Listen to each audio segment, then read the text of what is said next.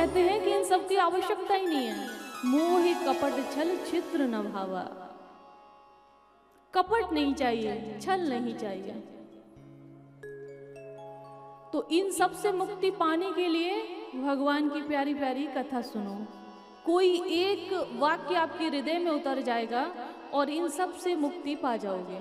और जिस दिन छल कपट से मुक्ति पा ली, चालाकी से मुक्ति पा ली, उसी दिन समझ जाइए कि आपको ईश्वर की प्राप्ति हो गई। भगवान कहते हैं कि मैं मुक्ति देता हूँ, भक्ति नहीं देता हूँ। मुक्तिम ददाति, मुक्ति देता हूँ, न भक्त योगम, भक्ति नहीं देता हूँ। क्यों? बोले भक्ति सूत्रोपनद्धा, भक्ति एक सूत्र, एक धागा का नाम है। तो कहते हैं जब व्यक्ति के हृदय में भक्ति आ जाती है तो उस सूत्र में मैं बंध जाता हूँ। तो उस सूत्र में जब मैं बंध जाता हूँ तो उस व्यक्ति के हृदय में वास करना पड़ता है। तो उसकी हर प्रकार की जिम्मेदारी हमारी बन जाती है। जैसे बच्चे तो निश्चिंत होते हैं, जो भी बढ़ेगा घटेगा कुछ भी होगा वो माता पिता है। तो भगवान कहते हैं कि जिसके हृदय में भक्ति आ जाती है वहां मैं बंध जाता हूँ। तो मैं भक्ति जल्दी नहीं देता हूँ, मुक्ति देता हूँ। तो अगर आपको भक्ति चाहिए, भक्ति से भगवान मिलेंगे, मुक्ति से भगवान नहीं मिलेंगे। भक्ति चाहिए तो इन कामों से मुक्ति करनी पड़ेगी। छल से, चालाकी से, क्रोध से, इन सबको एक किनारे करना पड़ेगा। ये प्रयागराज में आयो, यहीं पर जैसे कुछ लोग घर बनाते हैं ईंट बीट रख के छोटा मोटा, कि यहाँ पे बास मिल जाए। तो वहां पर घर ना बना के छोटा सा गड्ढा खोद के इन सभी कामों को खोद के गाड़ दो, वो ज्यादा अच्छा है। तो मुक्तिम ददाति न भक्त योगम। तो उन्होंने कहा कि मेरी चिंता का नाश करिए। मेरा नाम भक्ति है, अहम भक्ति ऋतिक ख्याता इमो मैं तनयो मतो। ये जो वृद्ध बालक हैं ये मेरे बेटे हैं, ज्ञान और वैराग्य। भक्ति सबके हृदय में ज्ञान वैराग्य सोया हुआ है। अब ज्ञान वैराग्य कैसे सोया, ये कैसे पता चले? देखिए, ब्रह्मचर्य, गृहस्थ, वानप्रस्थ और सन्यास, इनको चार, ये जो आश्रम है इनको चार भागों में बांटा गया है, 25-25 वर्ष। तो आप अपने अपने आश्रम के हिसाब से पालन करिए, पालन करिए और उसके आधार पर चलिए। ऐसा नहीं है कि आप गृहस्थ हो तो आपको लाइसेंस दे दिया गया है भगवान की तरफ से कि आप जो भी करोगे आपके मतलब 7 खून माफ है। ऐसा नहीं है, ठीक है? सारी जिम्मेदारी साधु संतों के ऊपर है कि ये माला करें और हम आराम करें। ऐसा नहीं है, आपकी भी जिम्मेदारी है। आपको हमसे ज्यादा माला करनी है, आपको हमसे ज्यादा ध्यान करना है। क्यों करना है? हमसे ज्यादा गलतियां होती हैं, बुरा मत मानना। हमसे ज्यादा गलतियां होती हैं, गलती हम लोग भी करते हैं। हम ये नहीं कहते कि दूध के धुले हैं, गलती हमसे भी होती है, लेकिन आपसे हमसे ज्यादा होती है। तो आपको ज्यादा भजन करना है। बोली वृंदावन बिहारी लाल की, श्री राधा रानी सरकार की जय हो। तो भक्ति मैया ने नारद जी को अपना परिचय दिया कि मैं कौन हूं। और जब परिचय दिया तो कहा कि उत्पन्ना द्रविड़े साहम वृद्धिम कर्नाटके गता क्वचित क्वचिन्न महाराष्ट्रे कुरजरे जीर्ताम गता। कि द्रविड़ देश में मेरा जन्म हुआ, वृद्धिम कर्नाटके गता, महाराष्ट्र में कहीं कहीं सम्मानित तो हुई, लेकिन गुजरात आते आते मेरा शरीर जीर्ण और शीर्ण हो गया, अर्थात मैं वृद्धावस्था को प्राप्त हो गई। लेकिन जैसे ही वृंदावन में आई हूं तो वृंदावन में आते ही क्या हुआ? वृंदावनस्य संयोगात् पुनस्तुम तरुणी नवा।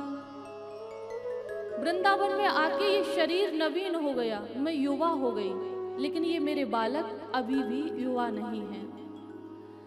इदम स्थानम परित्यज्य विदेशम गम्यते मया। कि अगर ये मेरे बालक वृंदावन धाम में भी तरुण नहीं हुए तो मैं किसी अन्यत्र चली जाऊंगी। विदेशम गम्यते मया, मैं किसी दूसरे स्थान पर चली जाऊंगी। तो देखिए नारद जी ने यहाँ भी धर्म का ज्ञान दिया। बोले धत्ते धैर्यम, कहा कि हे भक्ति मैया आप धैर्य को धारण करो,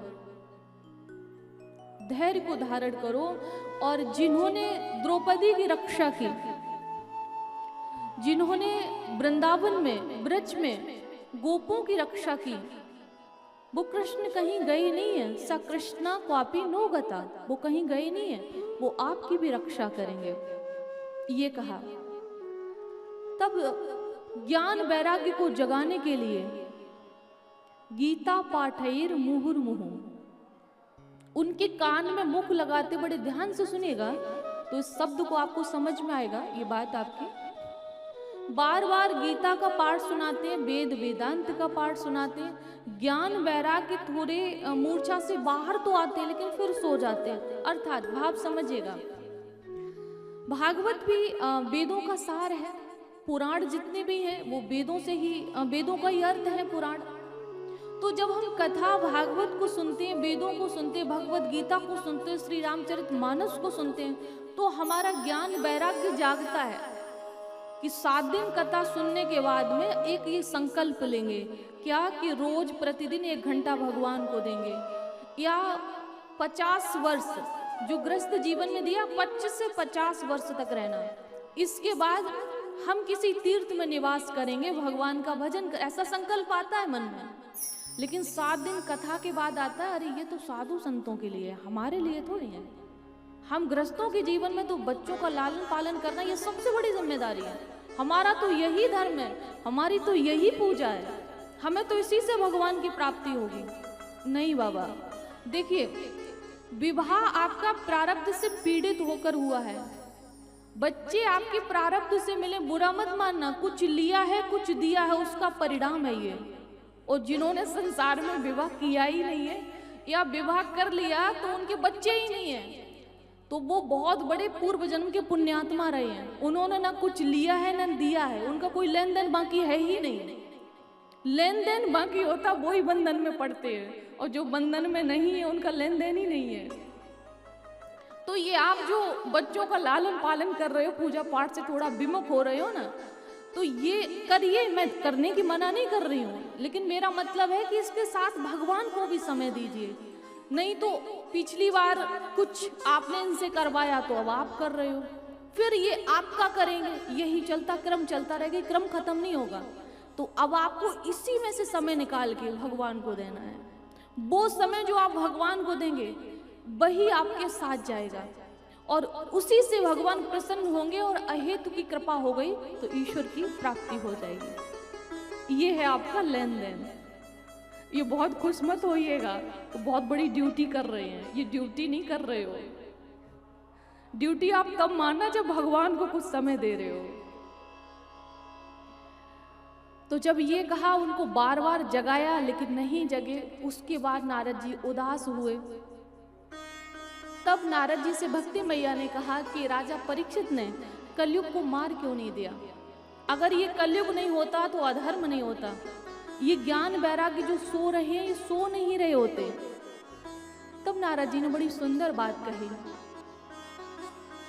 यत् फलं नास्ति तपसा न योगेन समाधिना तत्फलं लभते सम्यक् कलौ केशव कीर्तना। कहा कि मैया यत् फलं नास्ति तपसा न योगेन समाधिना, सतयुग में जो फल समाधि से,